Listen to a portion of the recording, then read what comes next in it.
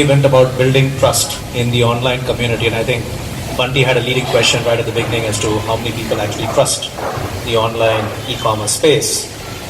And Taobao created something very interesting called a trust pass, right? And you talk about it and how actually it helped them win a huge community, not just of loyal customers, but also of suppliers who wanted to use that certificate, get themselves certified, and therefore be trusted suppliers. So if you look at the role of technology and how this whole new disruption through online and technology-driven businesses is changing the kind of customer, I would say, question. How are you seeing it play itself out? What are you seeing as the challenges both for existing businesses and for startups? And what do you also see as the opportunity around that? You know, like most people who are trained in technologies like myself, or come from the hard field, so to speak, my immediate impulse is to say, okay, there's a new technology and we can use it to do all sorts of cool things. And I think generally that's probably true. The technology is a good enabler of a lot of things. But over time, maybe as I've matured in my years and in experiences, I've come to have a different view, which is that it's almost never, I wouldn't say never, because there are a few instances where you can flip a company and make a lot of money very quickly with just a new tech insight. But by and large, most sustainable successes are built on something that's much more fundamental. And, you know, Falguni is alluding to it, Ganesh is alluding to it in different ways in their comments just now. But you go back to the Taobao example, for instance, right? It's very much like the example that I gave in my intro comments of Charles Shao dealing with contaminated milk in Hangzhou, or Abed Pai doing something in analytics amidst a cyclone. Because what Alibaba did with Taobao was essentially build a financial institution, an escrow mechanism, in effect, that didn't exist, so that people would be reassured to buy and sell stuff on the web. Now, with the benefit of hindsight, it sounds blindingly simple, that if you're worried about somebody taking your money away, why not create escrow? But somebody had to have the insight to go and create it. That, of course, has become its own, billion-dollar institution itself that's valued so highly. But they had to go create that institutional structure to then allow the technology to do its magic, right? And on another note, I've been following Taobao and doing some work with them in rural China in the last few years. All the attempts to take the same technology into rural China and to create that atmosphere of trust have failed so far.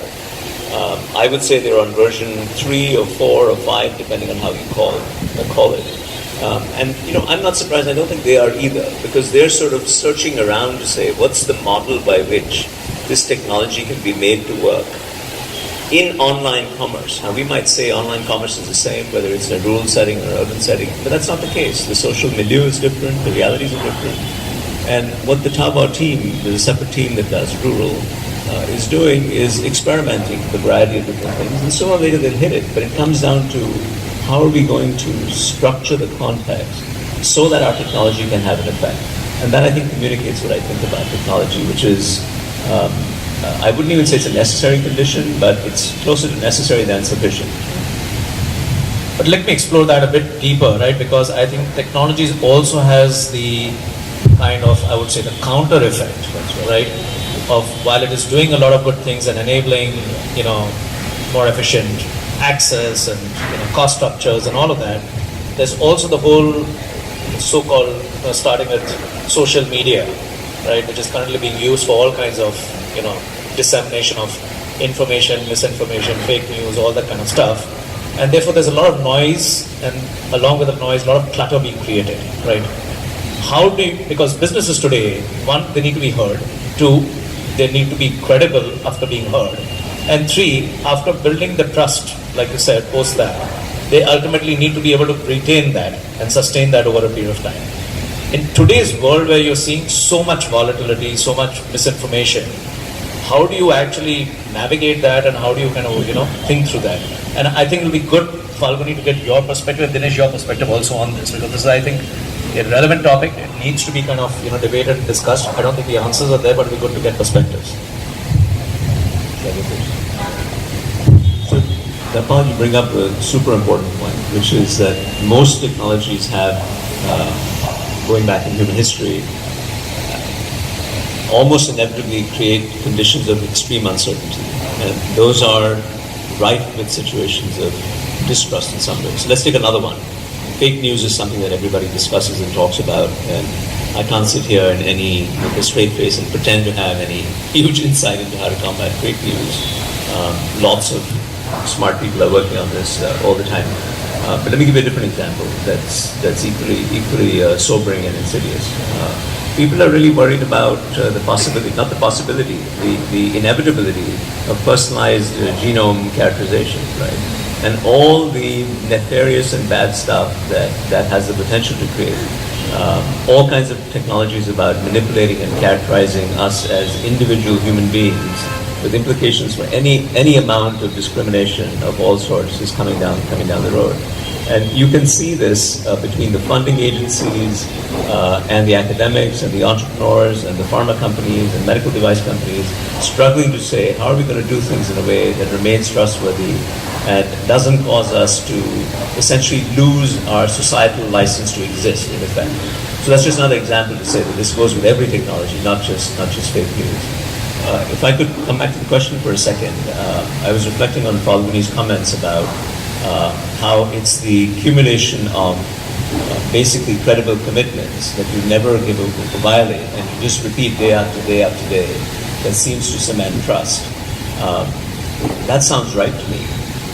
But one additional comment that I would make about that is that it's a lot easier to lose the trust than it is to, so once you've lost the trust, and going back to the milk example, I'm just so flabbergasted, and the companies that I did this experiment with in China were also flabbergasted that when they did things like, so these are companies that are reputable milk companies, and they go to the grocery store, they run the experiment. This is the gold standard of experiments, randomized controlled trials, right? Where you take milk and you stamp it as this has been certified by the Chinese regulator, this has been certified by an international agency, and you compare it to a control group, but you don't do that. So you're reassuring the consumer, and you get a negative result, which is that people are reminded that they had this trauma. So I'm saying that things that we intuitively take for granted, like providing more information and a little bit more transparency, might raise trust. In this case, it backfires. So there is some precondition that has to be there of stability, accumulation of good things over long periods of time. When you do that in the wake of massive mistrust or loss of trust, that example says that it might just backfire. That's not a solution. But I think I have something more to add here. What happened was that I think in beauty industry there are a lot of fake products which are out there in the market, and the customers always have a doubt, and especially on marketplaces, a lot of small vendors come and sell fake products which are not genuine. And so customers have this doubt, and they were always trusting Nykaa, that Nykaa gives genuine fresh products, which has been us selling. We buy directly from the brands and stuff like that. However, there was one video that we did on how to identify fake versus real, and I think that video led to more conversation around it. And then one of the bloggers kind of said that, there is this product where I doubt if it's genuine on Nykaa, and that sparked a lot of debate. And a lot of people started saying, yeah, I was also wondering whether what I bought on Nykaa is genuine. And I think when we saw that noise, we decided to take it by the horn, and we said that we did a small video, and we told our customers that we are hearing this, and we are guaranteeing you that we only have genuine products. So here is this email ID, authenticity@nykaa.com, please write to us. So lots of mails started coming. Once you have an ID like that, 200 mails come. So we were wondering, like my initial response was this the right thing to do? And we were wondering that was this the right thing to do? But then later we realized that if the customer has a doubt in their mind, it is so much better that they write to us. And when they started writing to us, we went back to our brand partners. So somewhere they said, oh, this Maybelline product is from China. So it is genuine, but for India they import from China. So they may have bought from US, which may be different. So we started giving responses. We got authenticity certificate from our brands. We put it on our website pages. And all this led to 90% of those customers who wrote feeling that, yes, we always thought Nykaa won't do this, but we are glad to be reassured. Many emails started coming. We trust you, but just want to recheck, So I think it all became reasonably positive. And finally, I think it's really won the battle for us, So I think many of these are important. But also coming to the point about, fake news and media, I think I truly believe in the power of technology. Having entered this field, I've realized that the power of technology is so immense, and you could use right algorithm. You could also say that if there are some negative comments about a person now with Me Too or anything, one can look into it that what were the ratios of negative to positive comments, for this company, and they could highlight all that. The problem with media is that they want to sensationalize and they are doing everything for eyeballs. Until they don't want to really earn the trust and do the right thing, all of us have to suffer at the hands of media. So on social media, we feel very often that we'll have a comment, we'll have a post on which there'll be 90 positive comments and 3 negative comments from a couple of customers who are hurt. Those 3 will be shown on top. And that is really not fair. Why don't you apply algorithms which are true algorithms? Apply what is, which is more popular comment or the comment which is more recent. But to just go and offer negative comments on top is unfair to the brands. The counter to that has been always, right, that the brand owners themselves fill the entire blog with lots of positive comments, and that's the whole challenge, you're right? That who to trust, when to trust, and should you continue to trust them, right? And like you said, it's actions in many ways that you're able to prove your trust rather than necessarily just trying to counter. So, actually, I have a saying in Tamil, which I think if you really live, what it translates into English is, do what you say and say what you do. And I think if you actually make that a living principle of the organization, then I believe you actually combat whatever is happening in this. And I'll give you 2 specific examples of that. We have one of our companies which sells cars. So it's, a dealer, as a dealer. So we had a car which had been used for test drives, and it had been sold to a customer, having informed that, it's been test driven for so many kilometers. But unfortunately, the guy who sold the car did not have it in writing. So within 7-8 days of the customer purchasing the car, he actually went onto social media and said that, TV is a brand we think we can trust, we actually find that they sold us a second-hand car which had run kilometers, and he actually said, he wrote obviously on social media, and then he called these guys and said that unless you pay me 10 lakhs, I'm going to continue this campaign. So actually what we did was, we replaced the car free of cost, and then we went ahead and actually one of the salesmen had taped this conversation, and we didn't want to do anything which was there, and we went on to social media and actually went to the press as well to say that Sachin's customer had made this complaint, and because of the mistake of the sales guy, we had done this problem, and we are now therefore settled the full value of this car, and we publicized it.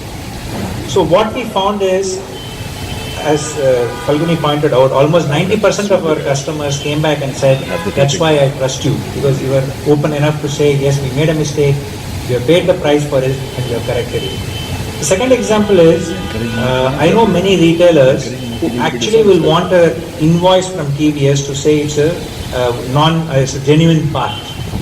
But actually what they will do, they will have one invoice and will be using that invoice to sell, multiple number of parts. So we then started running a campaign now where we actually are saying, get the QR code or the barcode seen, scanned before you buy.